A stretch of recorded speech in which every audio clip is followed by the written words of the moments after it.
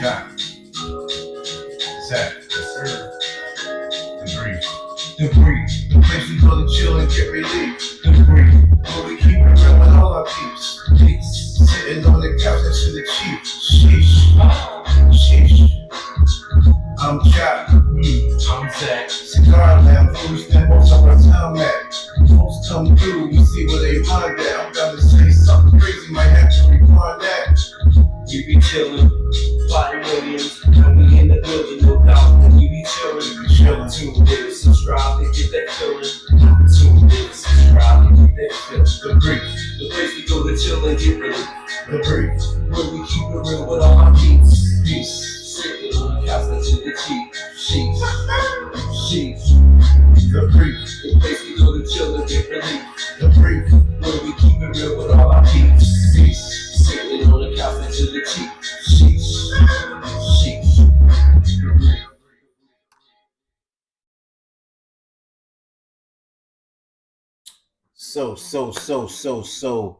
So lovely and so sexy, so fly, so right. Oh, I was talking about myself. But yeah, the show is here. We here. The brief. Zach is here. I'm here. I'm Belafonte. You know me. You see the name with the bow tie. And you see Zach with the, what you got on, dog? Harley Davidson joint. What the hat say? Gas Monkey Garage. Oh. Carb dipper. Okay. You know what I mean? That's something I don't know about. Something you don't know about. You don't do the car thing. That's mine. Oh, Leave it up to the pros. You gonna start early? We're gonna start it off early like we always do. That's what we do, do, right? It's called badgering. It's called, you call it whatever you want. That's crazy. You call it whatever you want, bro. Wow. You know what I mean? I'm the car guy, man. That's all. It's cool. So what am I then? You the guy. You the other guy. You know what I mean? I mean, if I'm if I'm the executive producer, then you like the cameraman. You know what I mean? Until you step your game up to be on the level that I'm on with the car thing, you know, then that's what it is. No disrespect. I'm just telling you what it is, bro. You know what I'm talking about?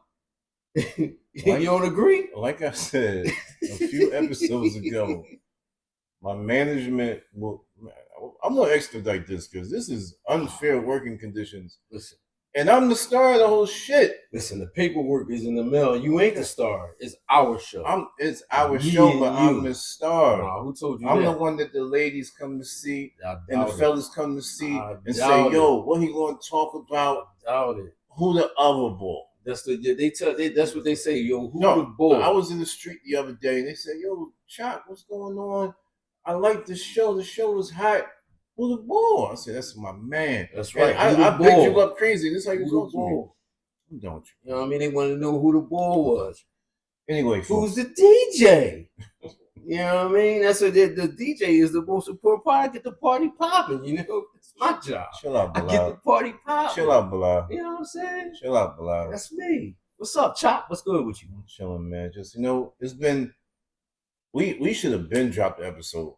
People was hitting my phone like, yo, when the next joint coming out? And I'm saying, Yeah, like, me too. Whoa, that mean they looking, they listening. I think they feeling the vibe. So, sure. Definitely feeling the vibe, but the week is almost over. Right. And a lot of stuff that happened this week. One in particular, it was National Cigar Day, like 2 days ago. Word. And we saw each other that day, but we didn't get to smoke in the same proximity. Like we usually do, right. So I would like to ask you, first and foremost, does National Cigar Day mean anything to you? And two, what did you smoke that day? Did you smoke anything in particular? Extraterrestrial? Right. You know what I mean? Out of space, out of this world? Yes. Yeah, so all right, so check it out. For me, cigar, first of all, happy Cigar International Day. Of course, this is going to be recorded after that, but we're going to go back. It's National Cigar Day, not international. It's international because we international. It's only for the U.S. No.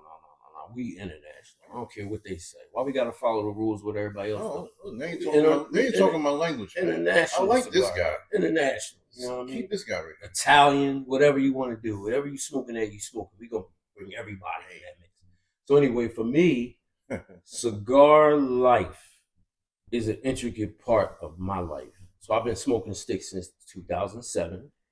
You know, so it's been 18 years now. I guess that would be 2024. So around that time, don't quote me on the math, even though I'm a mathematician. But for me, when I started smoking cigars, my first ever stick was of my father's. And if anybody out there who smoked, they know that a my father's is a pretty, healthy type of cigar. Which of my father? It was a Judge.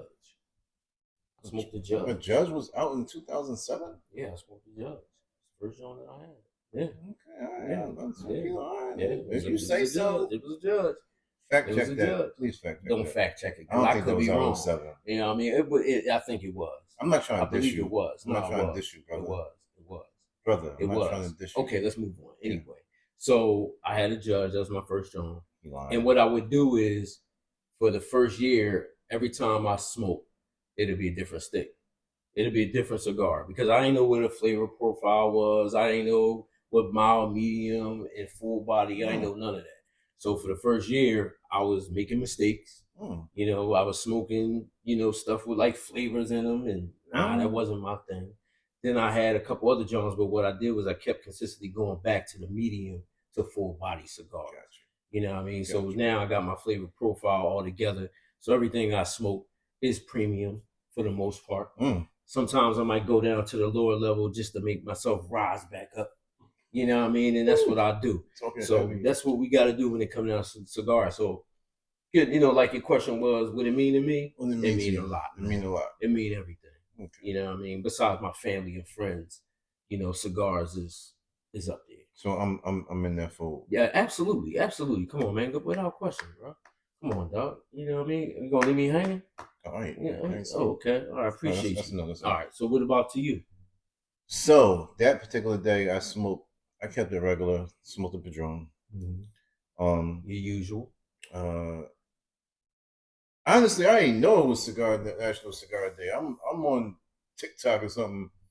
And some nice young lady, female, posted that it was National Cigar Day. So I'm like, oh, okay, it's National Cigar Day. But I'm thinking like, why that day? Right. I didn't look it up or nothing like that. But I'm just like, every day is National Cigar Day. You know what I mean? It's no specific reason to smoke. I'm not going extra because that day. Every day is National Cigar Day. Right. You know what I mean? Like, what's your best cigar? The one I'm smoking at the time. Simple as that. Whatever I'm smoking at that time, that's my favorite cigar. Right. Now, do I have my ones my go-tos? Yes. But if I'm smoking, whatever I'm smoking, that's my best cigar. Yeah. So, like yourself, I didn't start 07. I probably started it was like 13, 14. Really? 2013, 14. Okay. And it was my first one that I remember smoking. It probably was a Java Mint.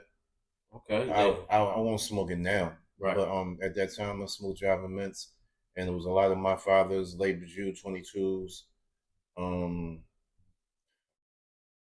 other full bodies that I had no business smoking that had me laid out.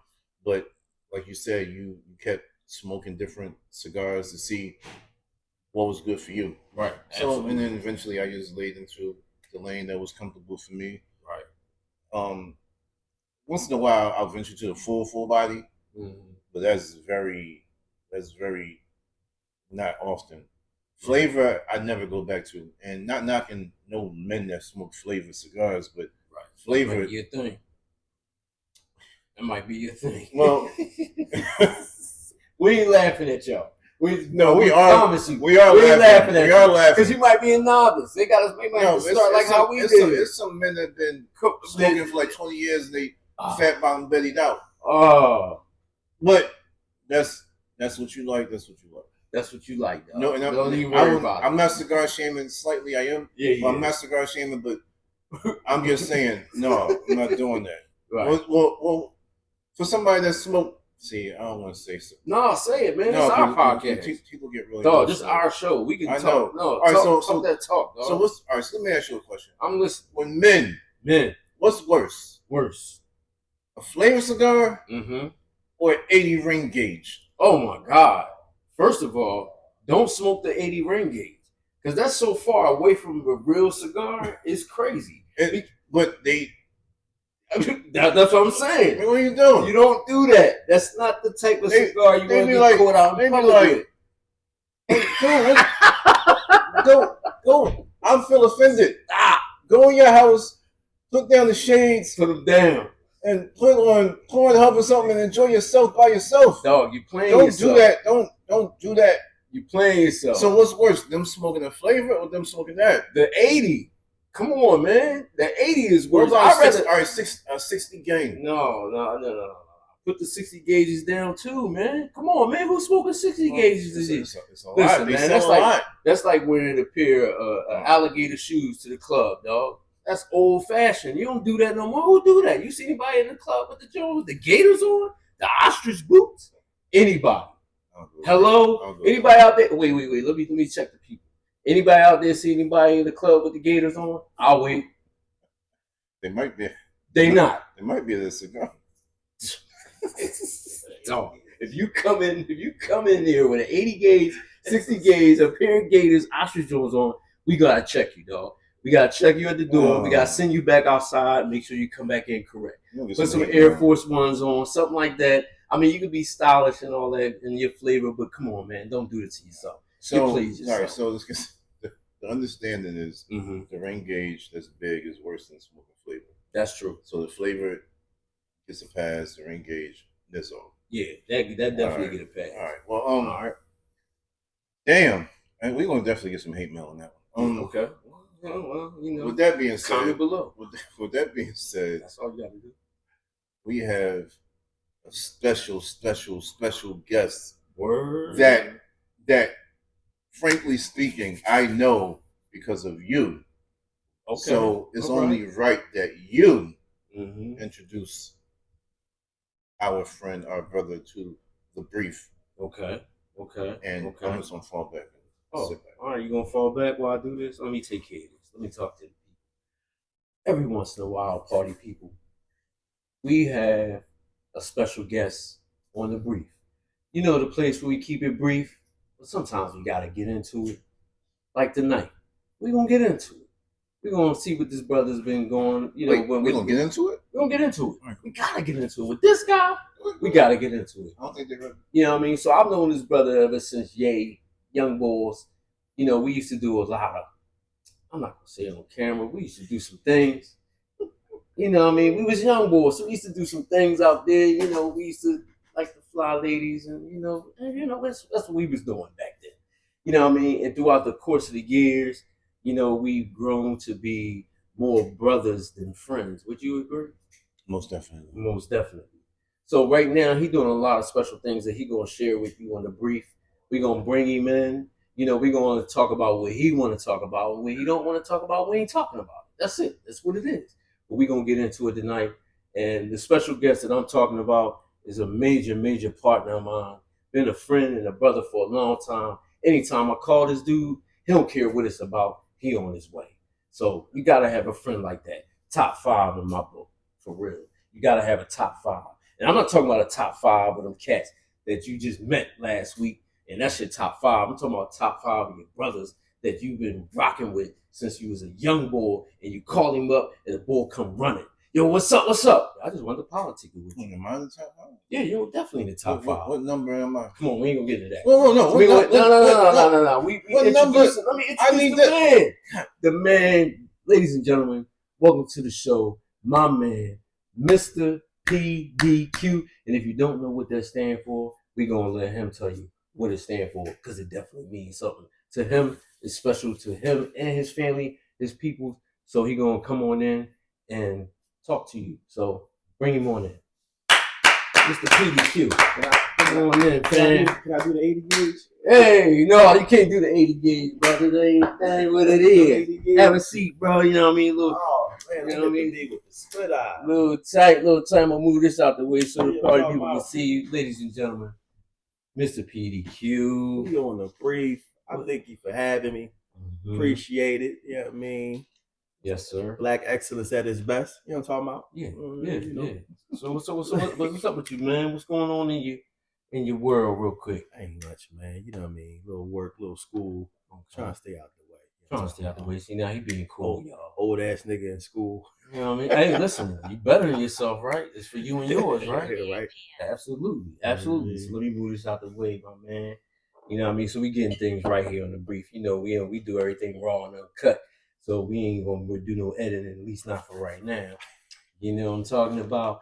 So everything cool with you, brother? Yeah, man, everything cool, man. It's always good to be back in the fold. You know what I'm talking about? You know what I mean? Around the brothers and shit, you know what I mean? Because, like you said, when your top 5, if they new niggas, they can't be true niggas. You know what I'm talking about? This when you drop the bomb. You know what the sound is. That's real. Yeah, you know what I'm talking about? So here's the thing. So on the brief, right? So what we do here, of course, you know, we a cigar-esque type show. We get into it. We had these little conversations, whatever. You feel the vibe, do whatever you do, and you bring to the table for whatever you want to bring to the table. You dig? You dig? You know what I'm saying? You know what I mean? But he a little cool right now. You know I'm chilling, man. You know, I know you asked the question how long you were smoking. I've been smoking since 2006. Okay. You know what I'm saying? So 2006. I mean, and I started off with my fathers too. But for the life of me, I can't remember which ones I was smoking. So I can't tell you that. But definitely wasn't a judge. I know that. I could be wrong. That's fine. It definitely wasn't a judge. I swear it was a judge, but we're gonna fact check that. You know what I mean? Once we get the producer in the background, we're gonna have them doing shit. Go ahead. Yeah, I mean, you just gonna throw me out there like that. I could have made a mistake. He's supposed to be safe now. He top 5, but he threw me under. Continue on, brother. Do your thing. I mean, you know. Say what you said. But you said you would, my father was your first joint? Yeah. But it's funny, I got into it because working at the bank, it was networking opportunity. I always say the cigar lounge ain't about the sticks. The sticks is the common denominator. Right. It's the camaraderie and the connections that you make, the brotherhoods that you create. You know what I'm saying? When you in that space. So, I mean, that's what I was looking for. You know what I mean? Especially doing what I was doing. So I could get referrals and do business, you know what I'm saying? Because I was about the business. So that's how I kind of haphazardly ended up into smoking. And as a novice, I was smoking. I tried a sweet ass cigar. That shit was horrible. Do you remember what? I think it was a Bottom Betty. That's why when you said that, I started laughing. Bottom. Yeah, I think it was a Fat Bottom Betty. I mean, nothing wrong with Fat Bottoms. I mean, Fat Bottoms are good. I'm a fan of the Fat Bottoms. Definitely a fan of those. Mm-hmm. Hey. Okay, so let me, even though I think I know a lot about you, but some things I don't know. Preferably, what you smoking right now? I'm smoking a Lafard Dominicano LFD. Let the people see. Let the people see. You know, put it on this camera too. 25th anniversary. 25. You know what I mean? It's a full body Dominican leaves in it. You know what I'm saying? Got a peppery, you know what I'm saying, sweet taste to it. It's good from the beginning to the end. It's a real good smoke. It's one of my faves. I like it. I know some brothers that swear by LFD, so yeah. Salute to you for picking that as your cigar for the evening. Yeah, it's a good joint. Good joint. If you haven't tried it, try it. Definitely a good joint. Okay. LFD boy. LFD. What's up, Chuck? What you got over there? Padron. I think it's a 40. I don't know, but it's a Padron. Is it 80 gauge? Not at all. Not at all. Yo. Stop smoking them big cigars, y'all. Like you look goofy. It's a shame. Damn. Don't smoke them, y'all. Wow. Flame on. I apologize. I didn't mean it. You should turn. Wow. Yo, man, here you go. You want to use that one. That's a little bit more safer. We might burn down a club on that one. Oh, we can't burn a club down. I'm telling you right now. I'm not even trying to. Oh, you gonna roll? I'm gonna help you. You gonna leave? I have. He did say he was gonna be out, right? Man. After I help, I'm gonna be out. Damn, brother. I apologize. Well, I'm over here. I'm smoking the Aganorsa. Can I ask you, Zach, what you smoking? Aganorsa. I'm sorry. Aganorsa leaf. Aganorsa leaf anniversary style. Oh, wow. You know what I mean? A little short stick. That's a good joint. It's a good joint. Is it a full body? Yeah, it's medium to full. Okay. It's more full than anything. Right. Okay. Yeah, so it's a good, nice little peppery taste to it as well. I'm going to light mine up, ladies and gentlemen, because I can't let these fellas smoke without me. You know how when you smoke your joint, you know you get to the middle of the cigar, You get right there in the middle, kind of get everything. That's a feeling like none other. Yeah, when you get like 2/3 through the cigar. Yeah, so when you get there, what's your taste? Does it change? You know how sometimes you start off, you're getting a little more of the peppermint type of taste. Get a little further in, you might get a different flavor. So what you get when you do that? Well, it starts off as more like woodsy, and then when you get through 2/3 of the cigar, then you might get a little hint of cinnamon. A little pepper to it, not something overwhelming, especially for the people that don't like peppery cigars like that. Right. Full power peppery cigars. And the leaf and the binder and all that stuff is pretty good. So when you get midway through, it gets a little bit stronger, and that's when it becomes more of a creative full body cigar versus it being mild. I mean, more of a medium. It's never mild. We can't do mild over here. Let me ask you a question. Have you ever had a cigar that was just trash? Like, you tossed it. Yes. Like it was a nice amount left, and you just said yes. Yeah. Now we're not gonna go into what cigar because we're not gonna bash no companies, but do you feel that? I mean, cigars is not cheap. Even the cheap ones is not cheap. But do you feel that just because you bought it, you're supposed to smoke the whole cigar, or you supposed to respect your palate and not allow which was not satisfactory for yourself and to your body? So let me ask you this question. When you go to a restaurant, right? And you order your food, when it comes to your table, it doesn't taste the way you feel like it's supposed to taste, especially after reading the description of it on the menu. Do you continue to eat it because you ordered it, or do you say, fuck this shit and send it back?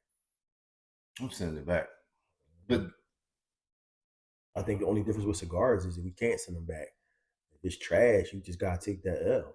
This is a very expensive habit when you think about it, right? Like you can't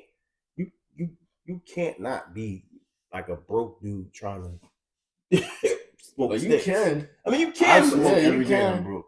No, you ain't broke, bro, because you able to smoke. It's certain little $2-3 cigars can't be done. I mean, I don't understand it, but they do it constantly, consistently. Now, I'm just saying I'm just pointing out what the obvious. You know what I mean? We're not gonna censor ourselves when it comes down to this lifestyle. Like the bull Mr. PDQ said, it's an expensive lifestyle. So if you can't be involved with it, don't get involved. Yeah. It's like buying a Ferrari and you can't afford it. You can't handle the maintenance. You can't handle the maintenance. No, it's not cheap. And once you understand your palate, and sometimes initially, it's not. I ain't gonna say habit. Your lifestyle might be too rich for your palate. Your palate might be too rich for your lifestyle. So it's like, but then you like, but this is what I like. Yeah, true that. Yeah. I love champagne. I love cigars. I love champagne. I love Padrones. I make it happen. Right. I make right. Sometimes I might spend that extra being 50 a week when it's like that can go to something else. Yeah. Way more important. Right.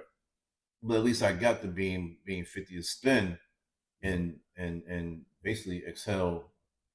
We inhale and exhaling bills. Yeah, I'm about to say my thing. Long as his home is taken care of, you know what I mean. You can do it. Yeah, you go ahead and indulge.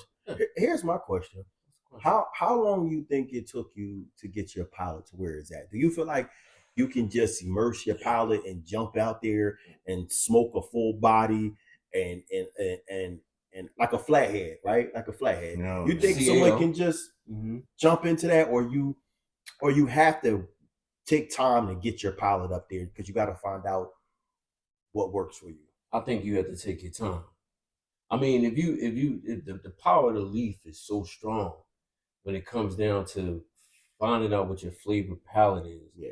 If you take your time and get through it and you start to understand the nuances of what you're smoking, once you get to that point, you know where you at. You know where you got to stay at consistently. You know what I mean? It's just like one of them things that you always got to, what your go-to is going to be. And when you walk into a store, you get to a point where you get so knowledgeable of cigars, you could look at a cigar and be possibly, this is something that I'm going to like.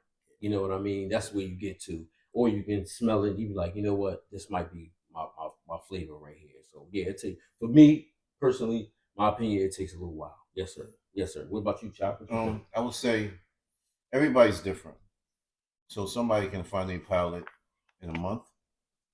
Sometimes you may think you may have found your palate in 6 months, and you try something that totally takes you somewhere else, and you're like, I don't like what I thought I loved. Right, that's true. So true. The answer I would say is it's a ever moving journey. You never know, but when you know, you know. But it's not like your first love may not be it. Right. Like I said, my first love was Java Mints. First love. Like, yeah, okay. Cigar wise, yeah, it was Java Mints. It was just like, okay, I'm cool. I don't need none of that ever. I don't need this. I'm cool. Now I'm cool. So now it's like Padrones, Levers, Viajes, you know what I mean, along them lines. So it's like and Joe State got a lot that too many a name, but it's like that's where my flavor profile is now. Okay. Well, I got a question for y'all. So when you smoking these here sticks, as we are on the show, is it something that would you pair it with a little something? What would you pair it with? What kind of drink would you drink? I think your cognac gotta be on point though, right? You gotta have the right cognac to I mean, or if you a Scotch dude, like I'm not really a Scotch dude. Like Scotch is right. Me, you know what I mean? Rough. Yeah, it's a little rough, yeah, right? It's a little rough. But you got the right cognac. Depends on what's your twist. You know what I'm saying? You know, where you trying to go with it. Okay. You know what I mean? Yeah. So on the brief, what we do is we have a little drink that we pair up with. Y'all know, y'all watch the show, so y'all know exactly where we be going at with that, right? So today we gonna drink a little bit of the Buffalo Trace. Now, a little thing. The other day I was watching a real quick story. I was watching a little Netflix, right? I'm a documentary guy. Me too. I like documentaries. I like the information. So I go in there and I find this joint called Heist, right? A couple episodes, different things. The one thing that stood out to me was this episode, or two parts, about Buffalo Trace. Now, just to give a quick backstory, take a quick 30 seconds and explain it. They had something called Pappy Gate that happened down in Kentucky, where these cats was working at the Buffalo Trace factory, took some of the barrels and cases of the rich $1,000, $2,000 bottle of bourbon and was selling them on the streets like hotcakes. They was doing it like it was drugs, dog. When this happened? This 2013, 2012, right? 2012 going into 2013. Wrong place, wrong time. Big national, actually worldwide situation. Cats in Dubai was hearing about it, all types of stuff. So at the end of the day, they was still in the cases. They were still in the barrels, selling the barrels to high dignitaries. And you know, if you're a dignitary, you know who you are. Your world, you know what I mean? And then they got caught. Barrels? Yes, I was thinking. How you move a whole barrel though? That's heavy. That's an inside job all day. Oh, all day. It's like somebody say, "Yo, somebody stole his couch." Nobody saw it. Nothing else gone but the couch. Nothing else gone but the couch. You see the couch? No. It's been 3 days. That's all been gone. Couch is gone. Ain't nothing else gone but the couch. That's the couch gate. Right. So, you know what I mean? Authorities came in, FBI and all that, did a big old, investigation. Found out there was basically this one boy that got, hold of the barrels, and then he started making connections with other people, and everybody was getting money. Tens of thousands of dollars going down the drain. He was making money. Yes, sir. But guess what? The boy got arrested. He went to jail, and he only went to jail for 30 days.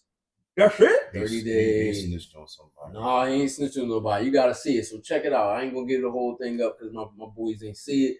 So, you know what I mean? But you got to check it out because it's a real fly joint. And what's called Pappy Gate? It's called Heist. No, but you said, what was the acronym you said? Yeah, it was called Pappy Gate. Pappy Gate. You have to call it Pappy Gate because it was more Pappy Van Winkle. And if people that know Pappy Van Winkle is a cigar. That's what it's an alcohol. Right, it's a bourbon. And so is Buffalo Trace. Buffalo Trace, you have the Buffalo Trace cigar. Yep, the Buffalo Trace is who makes Pappy Van Winkle. So they were still in the Pappy at first, and then they were still in everything else that was high end, and it just was a real crazy thing. You know what I mean? They incorporated a little bit of cigar talk in it. It wasn't much, but it was just saying basically give you an idea what this thing is. Have either y'all ever taste that before? What's that? The Pappy. Yeah. The beverage is good. The cigar is trash. I think the cigar is trash. Okay, the different tastes. Not worth the price range. Different taste, different smell. Oh, so that's a premium price point? Like 25, 28. That's a premium price point. So we're gonna have a little. You since I guess you want to pour yours first, or you want what you want to do, man? I ain't no guest, man. I'm a guest, but I ain't a guest. Right, well, I mean, you are a brother, but I'm sorry, I ain't mean to disrespect, but we're gonna go ahead and do that. We're gonna tap a little bit of that. I'm gonna pass it down to my man. Let him go ahead and get it twisty. Because listen, I like to shots me look like listen. Let it breathe. Squirrel shots. Let it breathe. I don't have to get crazy with it and pour shots as if I'm in the old Western. You know what I mean? I don't have to pour shots like I'm in the old Western. You dig? So listen, man, we gonna turn this up. Hold up, wait. Yeah. To the brother. To y'all. Thanks for watching. See, he ain't toast. Well, who ain't toast? You ain't toast me. I did toast you. No, you. I did so. You always starting something, man. Yo, every week, dog. Every week. Listen, I'm just waiting for you to break out, for me to point out something crazy. On the playback, just watch and tell me. Comment below and see the exact image. Yeah, you see that he did that. So anyway, go ahead, man. Let's get it started. Rich, let's get into it. Mr. PDQ. Last episode, we talked about the women in the cigar lounge and do they come for love and do they come for fun? And I see you a lot. Mm-hmm. I want you to talk about your distinguished, privileged group that you're a part of in the cigar world, and shout them out, basically. GTG? I'm GTG. Yeah, so, my GTG to get along gang. You know what I'm saying? Do you feel how do you feel the dynamic is between men and women in the cigar lounges? Like I said last episode, there's a lot of knowledgeable, good cigar smokers as women that great. They smoke great, they party great, they vibe great, but there's a few that come in with the BS. Yeah, it's everywhere. What's your take on it? I think it's all when what they coming in for, right? I think most they come in as novice, just like us as men. At times when you first start, then once they find a groove, they get into it. But they also recognize that at the lounge, most cigar lounge, I think, no matter where you at, you're gonna find career-driven, educated men. You know what I'm saying? On all levels, black, white, and other. You know what I'm saying? Right. Like this isn't an environment that brings BS. You know what I'm saying? Although BS happens from time to time, we're human, but it's not what it brings, right? It brings more of a brotherhood, sisterhood when we in there. And I mean, things happen. Grown folks do what grown folks do. You know what I'm talking about? So I mean, and you got some, but I also think the women that come in just trying to find somebody to smash or you know what I mean? Like they give what they came for. And they don't last long. Wait a minute. How do you go from cigars to smashing? I was talking about. What's the question? Say the question again, man. Say the question again. I got because I don't think the people understand. Say the question one more time. What was your question? I forgot the question. Your question was, do you feel like women come in to cigars, although you have a lot of women that come in as truly knowledgeable, that get into the gist of what the culture is about, right? But do you think they come in for love or getting into the get in? Do they come in for love? Yeah. Okay, I just wanted to clarify, brother. I want to make sure that people know what we talking about. AKA smashing. Whatever you want to say, bro. I mean, I don't indulge in none of that. Here we go. There it go. Already. There it go. You know what? I said finish, dog. Check it out. Check it out, dog. Wait, listen. I don't indulge in none of that, but I do see it, and it happens frequently. And I tell the brothers when they do that, I say, yo, that's somebody's daughter. What?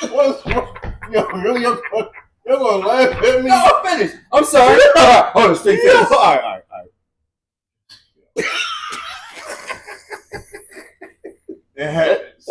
Like you said, we all adults. Things happen, but yes, you gotta realize that how people say don't shit where you eat, like when you go to work.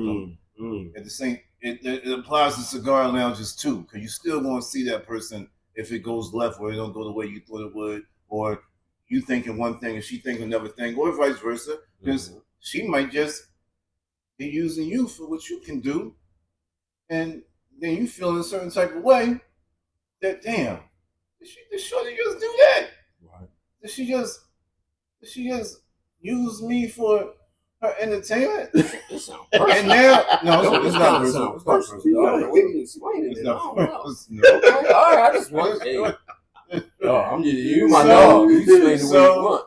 And then you like, damn, I gotta see her every day, and she has me on some, happy. You looking like, damn, that's usually me. So that's what I'm trying to say. You should leave that alone. When you smoke at, keep it simple.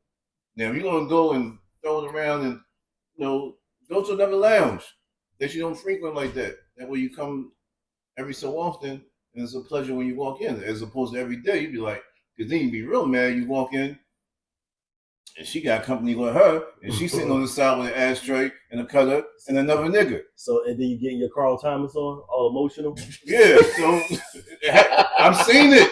Hey, Ralph. Yo, Ralph. Hey, Trent, man, you over there? You was sensitive. I've seen it. He's like, damn. Okay. Ball is just, you're Ralph. Ball is just look. Now she crazy. Okay. Get your Carl Thomas on. So do you feel the same way, brother? Of course he does. I feel like grown folks do what grown folks do. I think the biggest mistake that's made is that at this stage in the game, we in the second half of life, right? We ain't in the first half, we're in the second half of life. I feel like at this point, when you meet a chick, just be honest about what the intentions are, right? Just y'all need to be, and it should be reciprocal, right? She should be honest where she at, you honest where you at. It's like, I'm gonna show you what's on my plate. You either gonna accept it or you not, right? If you with it, cool. If you're not, cool. There ain't no love lost. But I think at this point, we should be straight up just honest about what it is. That you alleviate the BS, right? The misunderstanding. And then two, I'm too old to be trying to remember lies. I ain't got the energy to try to remember a lie. Like I don't, you know what I mean? Important. If I tell you the truth, then you be like, no, hold on. I told you this in the beginning. It was right. And you can't play like you ain't know. But most people can't handle the truth. And I agree with that, right? But I'm talking about for your sanity, though, right? As a black man, like for your sanity and to stay away from the bullshit. Gotcha. Oh, I'm sorry. Gotcha. No, you're good. You're good. Yeah. Stay away from the bullshit. You know what I'm saying? Right. You alleviate the bullshit, and I think Chop said it best. Don't shit where you eat. Mm-hmm. If it's a lie I said lodge. No. We in the lie. So it counts. I know what you meant, but yeah. But if it's a spot where you at all the time, you don't want to be us. Like you said it best. Like go to another spot where you don't frequent like that. So and that comes with maturity, because at a certain time you'll just not anybody. I'm not saying any one of us three, but anybody it'll just now it's like I want to put myself through this. So I want to constantly look on my shoulder. I can't bring if I do this, I can't bring nobody else hair. If I crack on the joint at work here, then I bring somebody here, she might do something. You'd be like, yo, just leave it alone. Right. But how you handle that? Say that do happen. Say that come, that vibe coming and you see something that you used to, holler at previously. How you handle that? You get up and leave. You just come here. I'm out. Okay. Nobody comes here. No, nobody comes here. Nobody. But this is the real man cave, though, right? It's a little different. This is a true to the essence man cave. It's a safe place. It's a safe haven. Yes, sir. Yes, sir. And it's not, and it's real men. It's not emotional ass dudes that want to be in their feelings all the damn time. Yeah, we can't do that. The other day. We can't do that. The other day? Anyway. Oh, you talking the about other day. Yeah. Well, they don't know nothing about that. We get into that some other time. For real. So we again, we talking about finding love or fun inside the different type of lounges, right? So have you experienced that at all? Do you really go to find love, or do it just haphazardly? Yeah, like I don't think no one goes because I said I don't see it. You know what I mean? I don't see nothing like that. Not no love. Yeah, no one goes to find. I ain't been to a wedding that somebody. I'm at the lounge.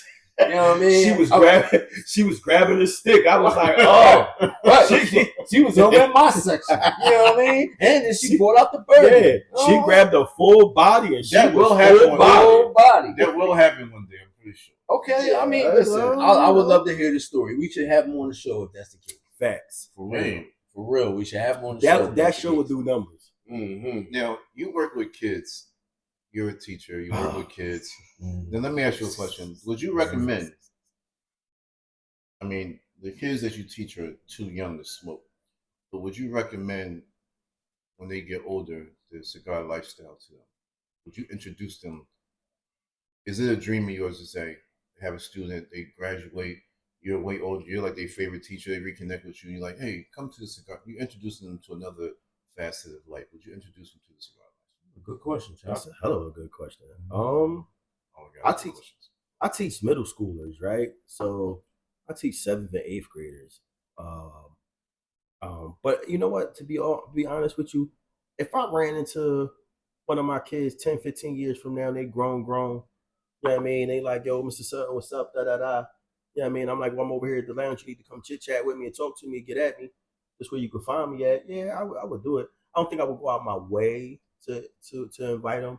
But if it was like one of my kids, it's like they ran into me, they want to stay in touch with me, they ever need me. Because I always tell my kids, when you got me, right? It ain't just for this school year. You got me for life. If you ever need me, you need to get at me. You can always get at me. Like, and I feel like that's the difference of, being there for the job or being there for the kids. I'm there for the kids, right? Because if I can make a difference long term, and I tell my kids, I'm around thorough dudes. Mm-hmm. So when you come sit around me, if you ask a question, I may not be capable of answering that question, but somebody in my circle can answer that question. Mm-hmm. You know what I mean? So I tell them that, circle. You got to be honest of who you keep yourself around, right?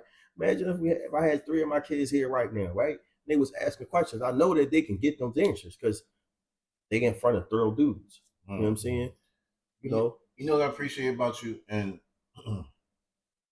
you always, when we have conversations, you're always honest, direct, straight up, and you're real passionate about the youth. Right. And you prove the narrative negative for what they say about Black men and caring about the youth and Black teachers and all that comes with that, the bullshit, surrounds that. So you prove that negative because you're the total opposite of what they think the reality is when it comes to teachers and Black men caring about kids. But even years ago, I don't know how many years ago this was, you invited me up to we had to talk to the kids. And I'm sitting here like, hey, you want me to talk to the kids? I ain't going to be like Cole was in Martin. Nah, when he went to go talk to the kids. This nigga stood me up. Like that. He stood me up. You showed up. He does it all the time. Yeah, that's a whole other conversation. But anyway. So notice I ain't even going. I'm not. You can't say nothing. You just say there's nothing to say because it's not true. So go ahead. Salute the youth for doing that because I think that needs to be highlighted and spoke about more because it's not just you. You got co-workers and other people that your peers that do the same thing. And what do you feel that the society's narrative on that is they don't care or the teachers don't care? Or I think first of all, y'all work hard. Y'all should get paid more bread. Absolutely. We're not just teachers. We counselors. We mother figures, father figures. We mentors. I mean, we wear a lot of hats. I think the most critical thing I can say in this conversation is that Black men are less than 1% of the teaching population across the country. Period. That's a low number. That's crazy. Yeah, we're less than 1%. Right. So we either 1% or less than 1%. So we're not right. But I think there's challenges when Black men go into education. If you're a strong Black man, you're going to be met with resistance in a lot of ways because it's a female-dominated industry, and so things, you get met with some resistance. Okay. You know what I mean? But overall, you got to ask yourself why you there. And for me, I kind of remember this is a second career, so it's like I haphazardly ended up in this teaching thing. It wasn't it was never on my radar. I was just about to ask you, how did you get into teaching? Like, it was, growing up all your life, you're like, man, yeah, I was that teacher, and now you're a teacher. Yeah, right. That was never on. It was never on my radar. What I will say though is, when I go to work every day, I think about Mr. Kellum, Mr. Klein, Miss Butler. You know what I'm talking about? Like Germantown had a rich culture of teachers, right, and deans. You talking about Germantown High School? Yeah, it's in Philadelphia. The Germantown High School. You know what I'm talking about? Right. And we had a strong male presence that was at our school that wasn't typical. Black male presence that wasn't typical. We had just as many black male teachers that we had deans. Our principal was our principal was a Q. He was our principal. We had to fight a lot. They had to break the fights out. Yeah, it was rough. You had to get through. You had to get through. There was a lot of fights in Germany. You had to get through. Yeah, it wasn't for the meek and mild, but we had culture though. We had and you knew the teachers that cared. You understood that we had teachers that cared. Right. You know what I'm saying? So, and it wasn't just the black teachers, it was the white teachers. I always say Mr. Klein was my science teacher. When I first got to Germantown, they had me in SPED. I was in special education. They said I had a learning disability. And Mr. Klein was the one who got me out of SPED and was like, yo, why are you in my class? And I'm like, I don't know. He's like, he's like, is the work hard? I'm like, no, just do it. He's like, give me 2 weeks. 2 weeks, I came to class and he was like, here. I'm like, what's this? He like, you ain't in my class no more. You're out of SPED. Go to class. I'll never forget him for that because I feel like he saved my life. So now I'm the SPED teacher that teach SPED. Wow. So you doing it right now. You know what I'm saying? How crazy is that? You know what I mean? So for me, it's like paying homage to what he did for me. And he wasn't a SPED teacher. He was a regular, he was a SPED teacher. He was a SPED science teacher. And I feel like I pay homage to him. And I would love to know who that man was. And Mr. Klein was a white man. He wasn't black. He was a white man, but he was a good dude. He had a good heart. Yeah. I would say this, it takes a special type of person to be a teacher. Because like Chalk said in the beginning, that you guys and you people, folks should be paid more money. So, but obviously when you in it, you're doing it for the love of the kids. And it gotta start from the love of the kids, because just like those teachers you just spoke about, some I'm familiar with from Germantown, they were able to implant something in you to change your life. To the point where now you come full circle. Now you teaching the kids that you once were. Yeah. And they believed in you that wasn't the position you should have been in. Yep. And then now you turn around and you're going to find that same young man, young woman that you're around, that you're going to give that same advice to. And then 20 years from now, they're going to be saying the same thing about you. I pray to God, though. That's always my prayer, that I do something that's going to be impactful for them, and I make some type of impact on them. One thing I say about kids is society and the world hasn't tainted them yet, right? So they can see if you bullshitting or not. They know if you care or not, right? I got every kid in my building know my name, and I teach SPED. I don't teach regular ed kids. I got regular ed kids that come knock on my door every day. What's up, Mr. Sutton? What's going on? You good? Oh, can I come to your class? I'm like, nah, you don't want to come to my class. You know what I mean? I'll help you. I'm here to help you, but you know what I mean? I tell my kids it's just a pit stop. I'm like, you probably will never in your life get another teacher like me. And I don't mean that in arrogance, but I mean it in the sense of you're never going to have another teacher that sat where you're sitting, right? So I understand where you're at and what you're going through. But now I'm that same teacher that they said, the same kid that they said wasn't going to finish high school, to sit here in front of you with a dual master's degree. Wow. You know what I'm saying? So it's just like, but I also, once again, let's go back to our circle, right?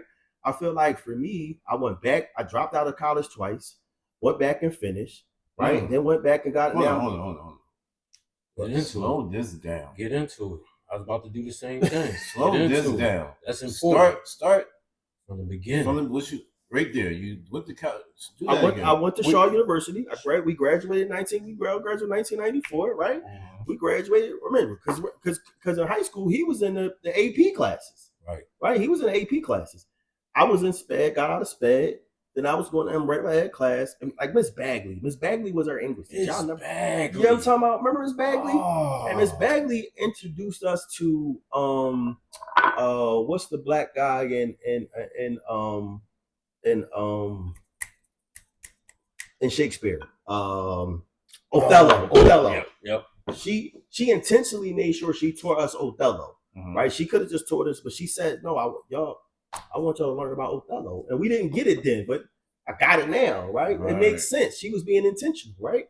So I think about all that. Right? And so fast forward, you went to college. What happened? I went to school. I wasn't focused. I went to college because I wanted to get away from my situation. I didn't go to college because it was. No one ever came to me and talked to me about college. No one was like, "Yo, let's do college. What you going to do?" Da da da. Right? I just went to college. Right? And it was my escape. Went to Shaw University in Raleigh, North Carolina. Did 3 years there. Dropped out. Was it too much freedom? No, I wasn't focused. Yeah, it was too much freedom. It was too much. I can do anything I want to do. I'm not focused. I don't think it was the fact that I couldn't do it. I could do whatever I want. I felt I had that in control. I just felt like I wasn't focused, bro. I wasn't there for the purpose. I was there for the escape. You understand what I'm saying? From your environment. From my environment, right? I wanted to get, sense. you know what I mean? You know, I'm the kid that got passed around the family, so forth and so on. Like, it was my escape. So it was like, I'm getting out of this crib one way or the other, and I didn't want to go to the military. So I shot the college. They accepted me. I was out. Right. Remember, right? We graduated in June. I was gone in August. The second week of August, I was out. Right. Oh. You know what I mean? So it was just like, you know, like it was my way of escaping, man. You know, if you can go back to that time,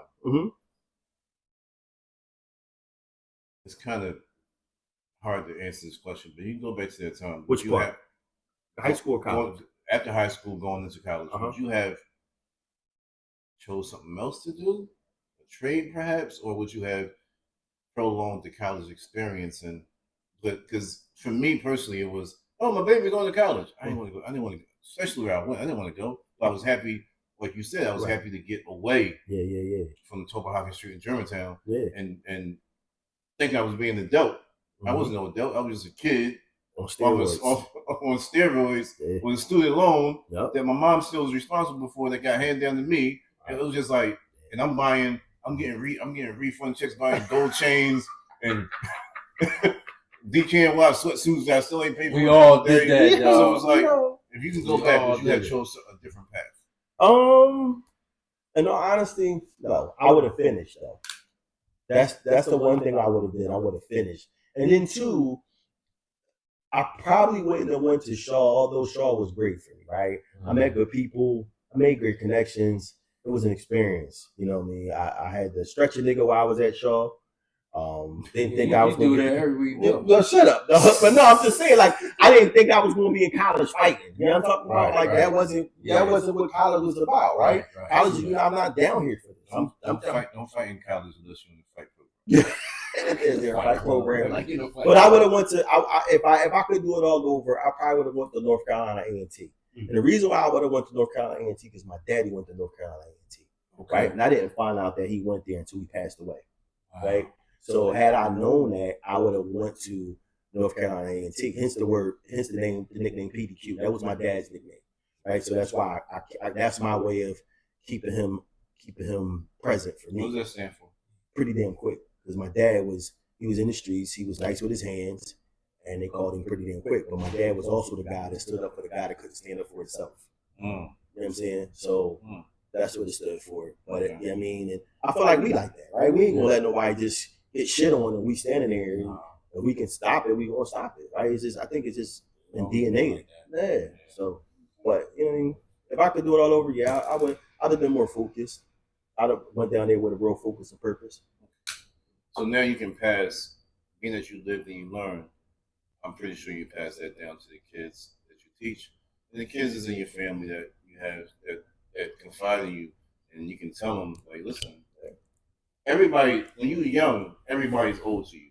And you're like, everybody's old to you. And you're like, they don't know nothing. Oh, hey. You don't know nothing, but technically, you've been where they've been. You've seen what they've seen. And it's like, I don't think they really get it. Like me personally, I didn't get it until I got older. It was too late. Yeah, I was like, damn, that's what they meant. But I could have took the advice at that time and been much better. But I knew it all. But I also believe like our path, right? Some things we can learn and some things we have to learn, right? Some things you got to get experience. Sometimes you got to get smacked in the mouth.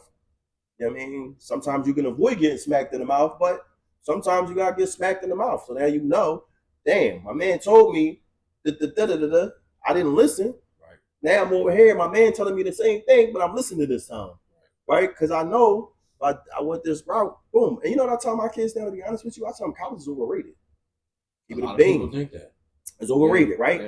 And what I tell them is this: as long as you can do something with your hands, you can always get at a legal dollar. Mm-hmm. That's what I tell them.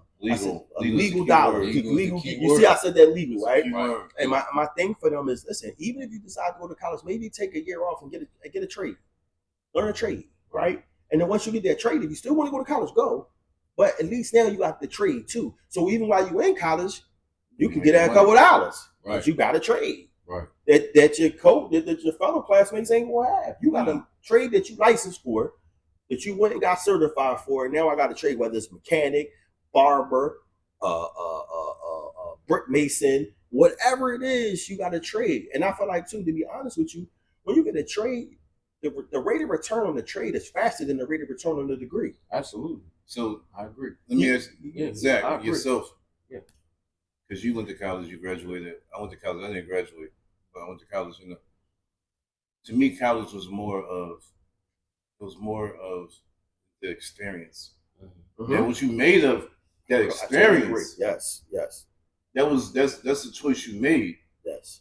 Where you was at in your life at that time, but it was the experience. Like you weren't on campus, but you commuted, right? I mean, you commuted, right? I was on campus. Yeah. I was on campus in the beginning. Okay. Yeah. For how long? For 2 years, right? Or one? Mm-hmm. Yeah. 2 years? Yeah. 2 years, right? You was in the dorm and everything? Yeah. I did all that. And you never invited me? I remember it was 2 years. I remember that. I'm gonna go back to you see what I'm talking about. So being God damn, 2 years? I never knew this. So it was an experience, and that experience is essential, right? Because it helps you build that maturity to become an adult. Because now it ain't depending on mom. It depends on mom and dad. Listen, you gotta figure it out. Right. Either you want to eat pizza, get whatever you went to the party in, or you want to lock in and study. And that's where that's where it starts to build. But I do agree with you, Rich. If he taught to get a trade, man, then that teaches them empowerment to be successful in another way that they enjoy. It's different. And we all know this. Going to work sucks. But when you're going to work and you're doing something that you love, that's not work.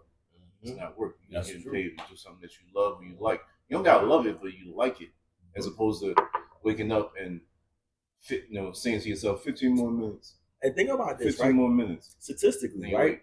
Most people with degrees aren't working in the industry that the degree are in. Mm-hmm. That's true. No, I'm not. I'm my own business. You know what I'm saying? Yeah. It's not. I got a business degree, but I'm a teacher. Right.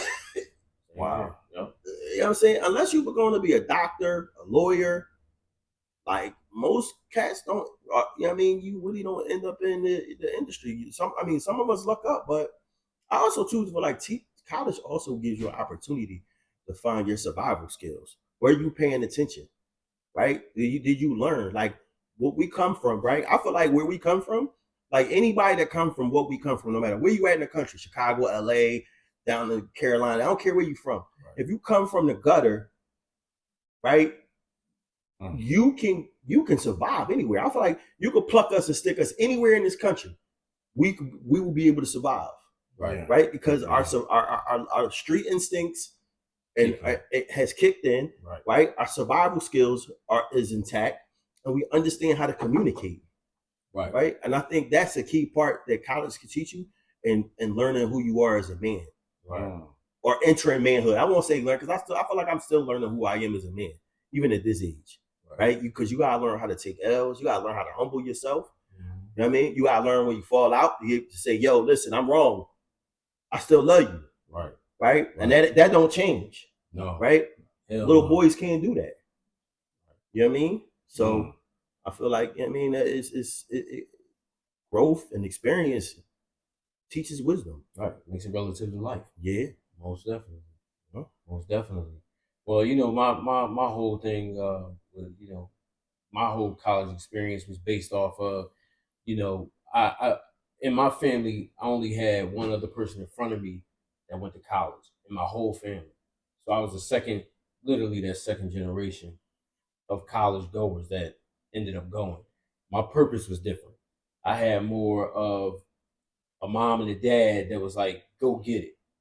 I had two choices, college or go to the military. And I didn't think at the time I was built for the military. I didn't think I could go. My whole mentality with the military was that I had to go kill somebody. And I didn't want to be involved in that. So I said, let me go use my brain because I feel like growing up, that was one of the things I used the most anyway. So let me go ahead and go to college and use my brain.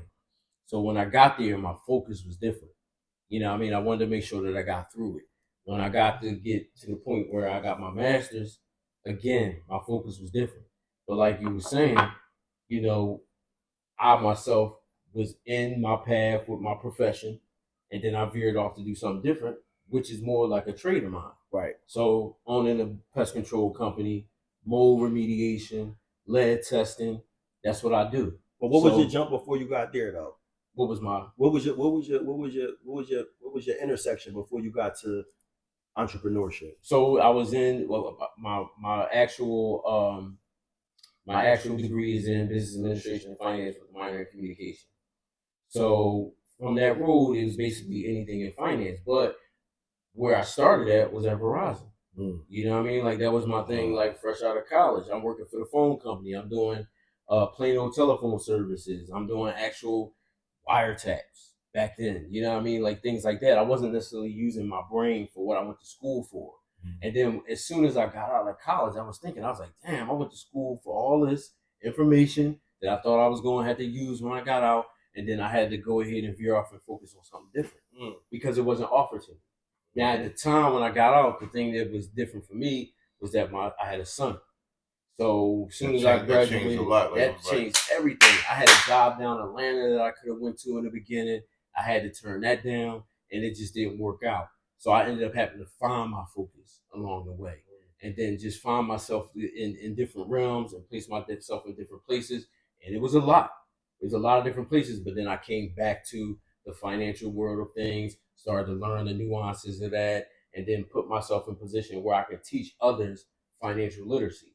Because that's another thing that we as Black people in our community don't have. We don't respect the dollar. You definitely do teach younger and older about financial literacy, and salute you for that. Appreciate it. So that was my role, you know what I mean? And it came full circle. Like I said, opening my own business and figuring things out with that. So we just keep it moving forward. Sure. But on the fallback, right? You're still using your degree. Yeah. Right? Yeah, no doubt. Back in, right? You no came doubt. back, you got to. It's just not in the way that you thought. Right. That's what I say. Like in that corporate-esque world. When it comes to life. See, that's what the kids don't know. Like we was kids at one time. We didn't know that life. We just thought in the moment. Yes. So what do you tell the kids about life? Something they haven't experienced, but you tell them like, yo, this is going to happen. Or your life it can be going like this, based off what Zach said. It can go like this. The next thing you know, and you gotta learn to adapt. You gotta learn to. That's the key word, adapt. And stay focused or whatever. Stay focused on yourself, because once you lose focus on yourself, you can't navigate. I think one of the challenges is that our kids now are that word you said, adapt. They don't have great adaptability skills, right? They don't have the struggle like we had and having to figure it out. They have somewhat of an entitlement, not all of them, but a lot of them have an entitlement type of mentality. So they feel like it's supposed to just be given to them, right? Whereas we had to figure it the fuck out. Right? We had to go get it.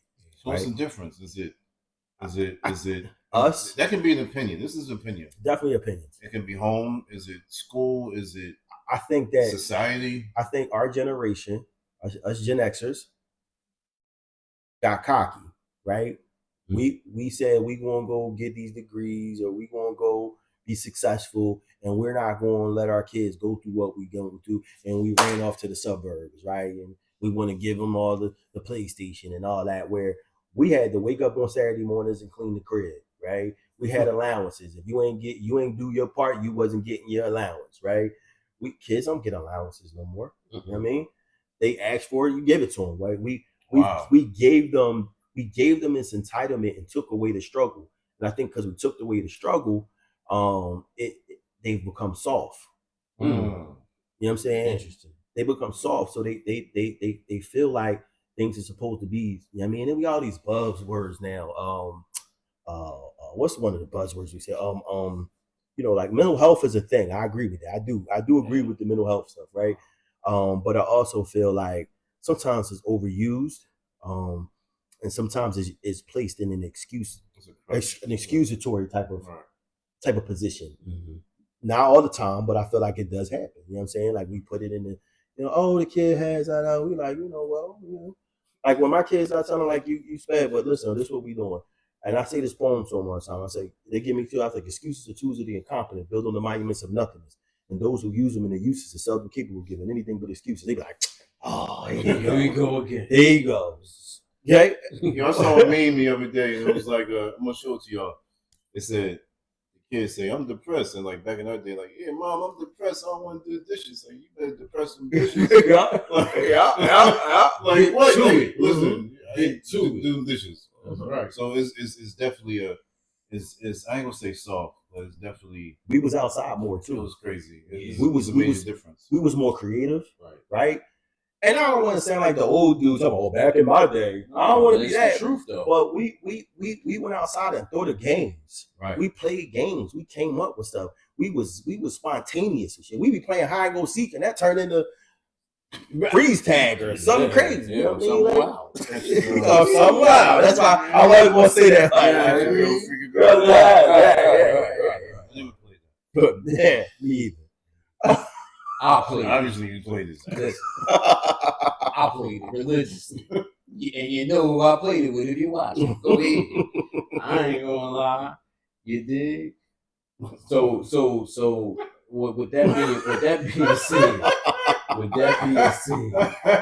yo, shoot. On that Lizzo, it's been brief. There you go. Shout out to Mr. PDQ for blessing us. Mm-hmm. Please don't make this the last time that you come in. Listen, man, thanks for having me. I appreciate you dudes. I love y'all, man. Love you back. I think that y'all have an opportunity to create something here that can go viral.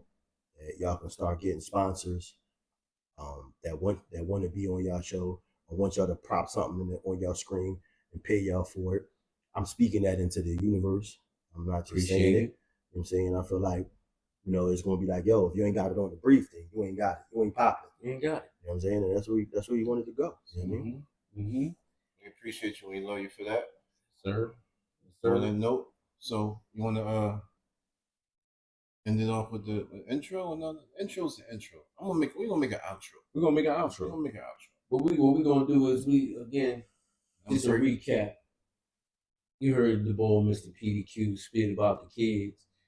Make sure that if you have children or you got kids in your life or people around your way, that you get invested in what they do, because it's important for them to know that they're loved. Facts. We don't show a lot of love to these children, and they need it. They may not want it or know they need it at that time, but they definitely need it. We as adults, we need to be able to push it out there to them and let them know that they're loved and they're appreciated, and we want them to learn and be successful. And we got to put that blueprint in their heart to make sure that they get to that point where they need to be, whatever walk of life they want to go. Yep. And everything is endless. It's not just about sports. It's not just about rapping, about anything. It's engineers, doctors, lawyers, physicians, people like that. That's dignitaries that's out there that they can put themselves in their lives, and then they can put a stamp on their community.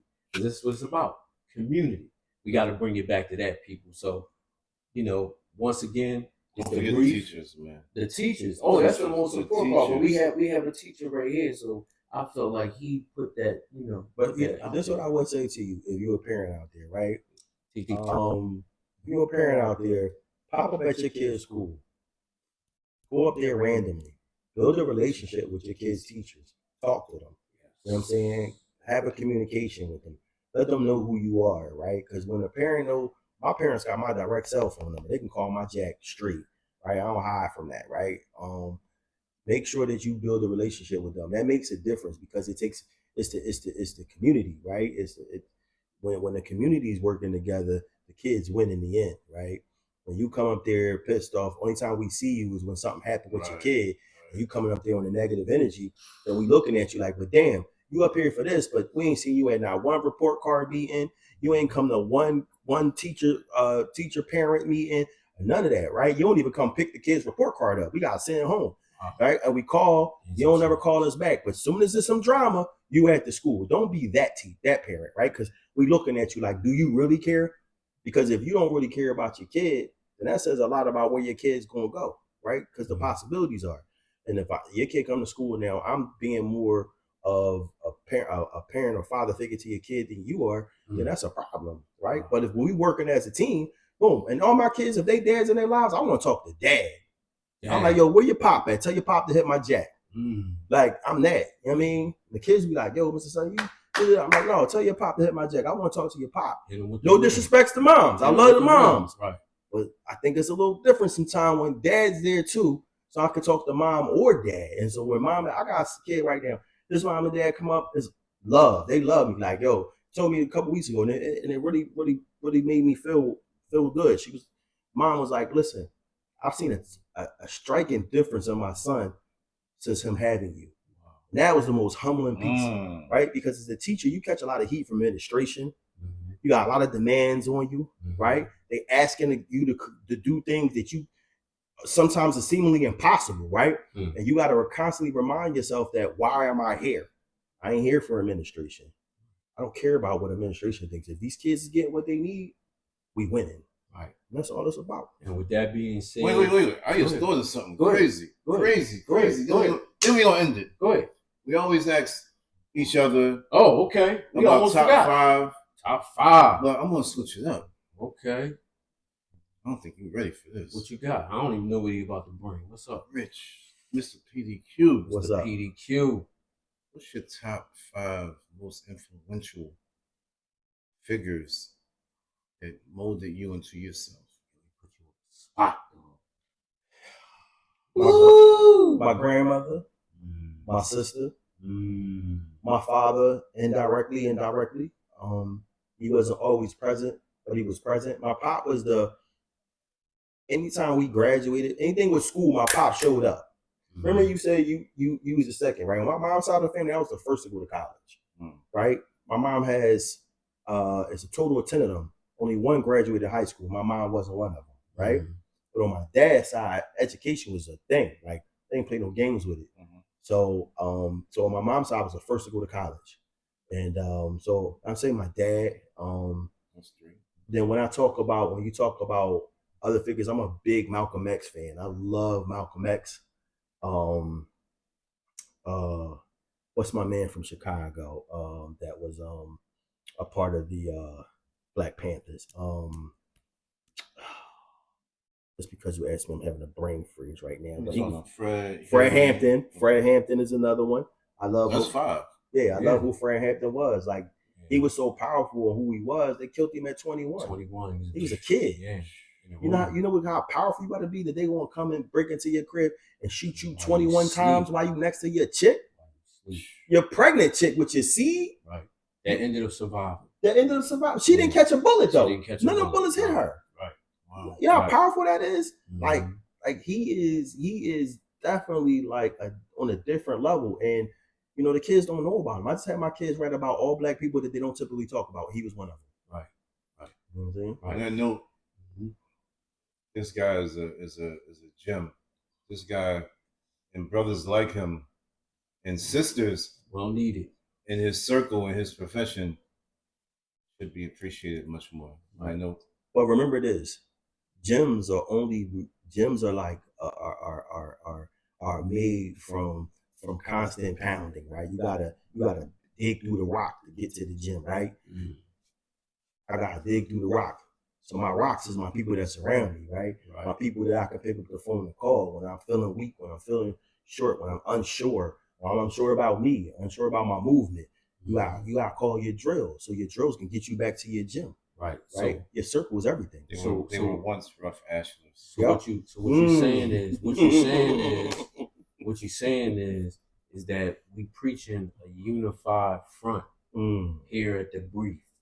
It's all about unity with your folks, making sure that you keep that in front of you, because if it's behind you, you don't know what's there. So you got to keep it in front of you. Yeah. So once again, people, thanks for joining the Brief. We coming back again next week with another powerful episode. We don't know what we're going to get into, but guess what? Join in, like, share, subscribe. Tell a friend to tell a friend to tell a friend to tell a everybody. Damn friend. Tell everybody what's going on here at the Brief. And with that being said, it's the Brief, baby.